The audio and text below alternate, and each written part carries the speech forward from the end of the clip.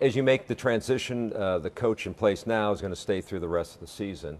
And so if there is a look at who's going to coach this team, you're the father of two daughters. Yeah. There are a couple women coaching in the NBA. There are. Do you see that as ever a possibility for this team? Absolutely, right? I think that, Becky's a very talented lady. She's got, great references. People think the world of her. And I think, Joe's the coach of the team. And I sat Joe down on Monday and we talked about this, and I said, this is a great opportunity for you.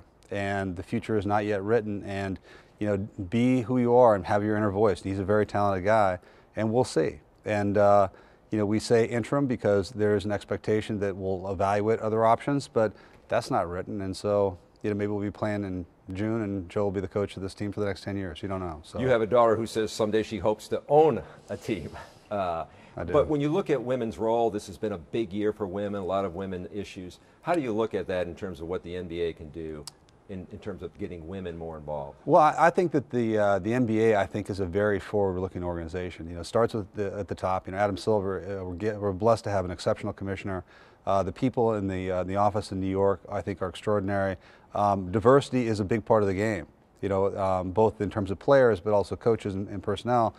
There's not a women's head coach, so you can say it's 50% of the population. We don't have half the coaches in the league are women, so I think there's a long ways to go. But I think that as long as you're aware of where things are, then you have a chance to actually make good choices. You think that could happen someday, more in the next 5 years? I definitely think it could happen. And as a women head coach of the NBA team? I think it definitely could happen. I think there still is a preponderance of men at the collegiate level. That's where a lot of the coaches come from.